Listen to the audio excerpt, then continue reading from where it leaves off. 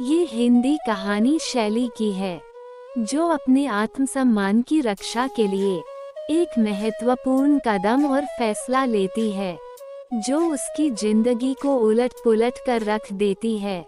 तो आइए जानते हैं, ऐसा क्या हुआ था शैली के साथ जिसने उसे अपने आत्मसम्मान की रक्षा के लिए मजबूर किया। उस फैसले को लेने के लिए, शैली ये ठीक नहीं है, रंजन तुम्हारा पति है, उसके साथ इस तरह का व्यवहार ये ठीक नहीं है। लोग क्या कहेंगे कि तुम्हारे माता पिता ने तुम्हें यही संस्कार दिया है। शैली एक हंसमुख और चंचल लड़की है, जिससे मिलती उसका दिल जीत लेती। उसकी हंसी जैसे पतझड़ में बसंत लगती थी। सुंदरता तो ऐसी जैसे भगवान को कितनी फुर्सत थी इसे बनाते वक्त। हर एक चीज को इतनी बारीकी से नापतोल कर बनाया। रंग जैसे चांदनी की किरण सी उजली, आंखें तो ऐसी कि कोई देखे तो बस देखता ही रहे। रंजन की मां सावित्री देवी ने उसे एक समारोह में देखा था। उसे देखते ही मोह गई और अपने घर की बहू बना कर ले आई।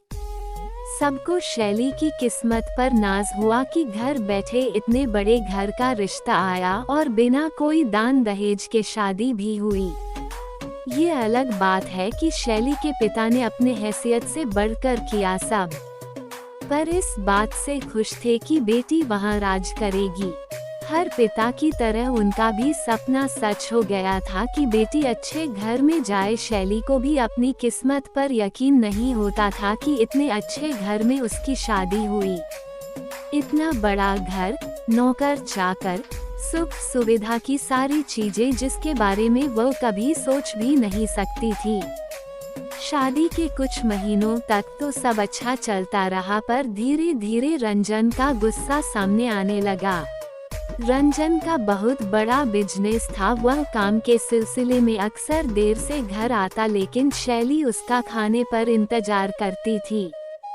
वो उसके आने पर ही खाना खाती थी। रंजन जब घर आता तो हमेशा उसका मूड खराब रहता। छोटी छोटी बातों पर देर रात हंगामा कर देता। कभी खाना अच्छा नहीं लगा तो, कभी एसी का टेम्परेचर कम ज्यादा है तो, कभी उसकी चीजें समय पर उसके हाथ में नहीं मिली तो, या उसके सामने शैली का फोन बजा तो उसका गुस्सा आना तय था। और वो गुस्सा फिर शैली के गालों पर निशान छोड़ जाता। शैली हमेशा कोशिश करती कि रंजन को गुस्सा ना आए, लेकिन कोई ना कोई कमी निकालकर रंजन अपने काम का सारा गुस्सा शैली पर निकाल लेता। शैली भी कब तक सहती।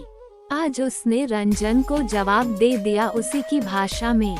तो उसकी सास सावित्री देवी आग बबूला हो गई कि पत्नी का क्या यही धर्म है। तुम्हें तो भगवान नरक में भी जगह नहीं देगा।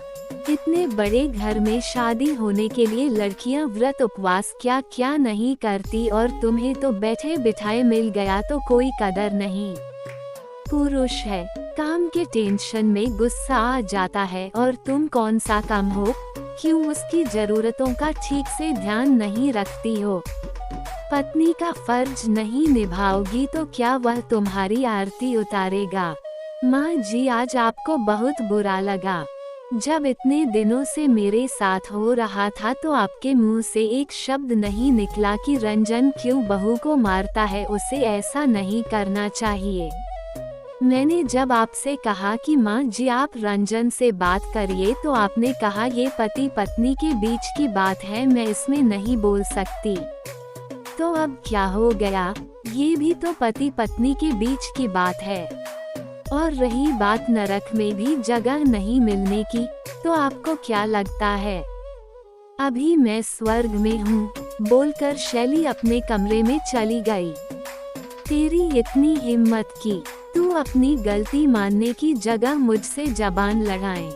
अभी तेरे माँ बाप को बुलाती हूँ, यही संस्कार दिए हैं अपनी बेटी को। गुस्से में सावित्री देवी शैली के माता पिता के पास फोन लगाने अपने कमरे में चली गई। सावित्री जी का फोन आते ही शैली के माता पिता तुरंत शैली के ससुराल पहुँचे।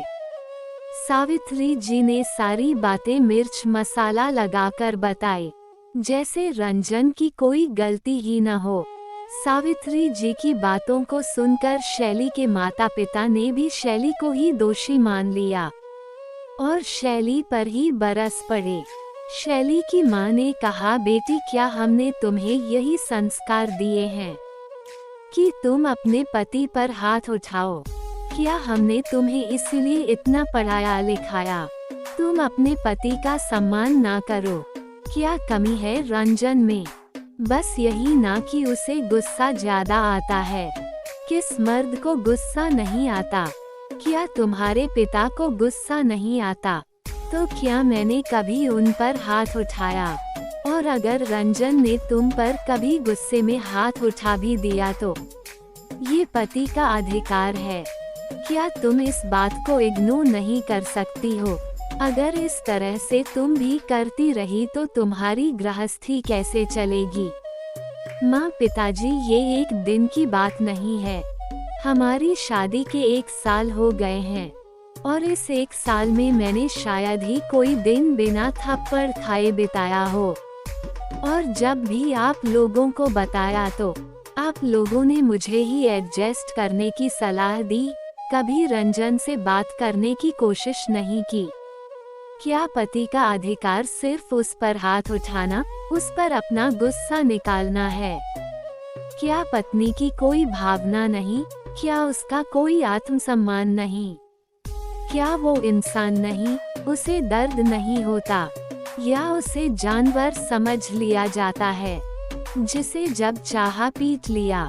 जानवर भी अपनी सुरक्षा के लिए पलटकर जवाब देता है। तो मैं तो जीती जागती इंसान हूँ, कब तक सहन करूँ?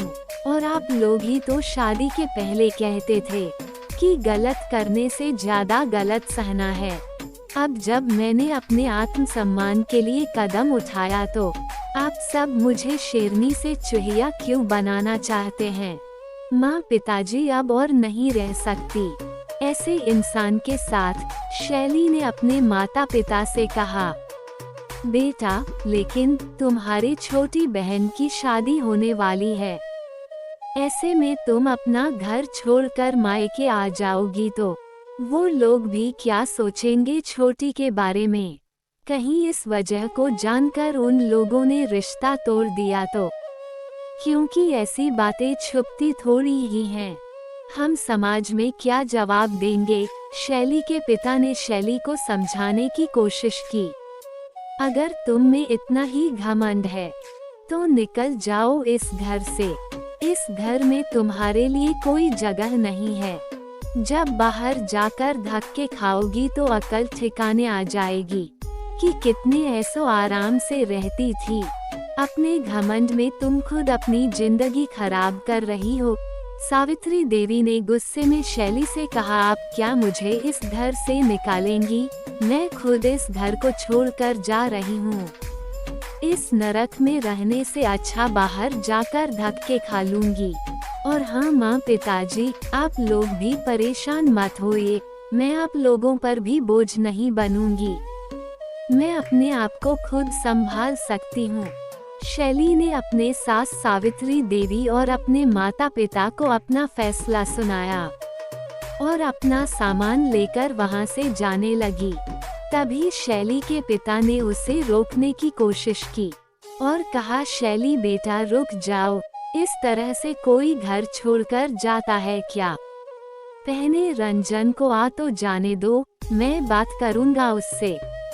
कोई ना कोई समाधान निकल ही जाएगा। बेकार में बात को क्यों बढ़ाना? नहीं पिताजी, अब बात करने के लिए आप लोगों ने बहुत देर कर दी। इससे पहले मैं अपना आत्मसम्मान भूल जाऊं, मुझे इस घर से चले जाना चाहिए। इतना कहकर शैली उस घर को छोड़कर चली गई। शैली ने घर छोड़कर अच्छा किया या गलत? प्लीज कमेंट में अपनी राय जरूर देना। धन्यवाद। कृपया चैनल को लाइक, शेयर और सब्सक्राइब जरूर करना।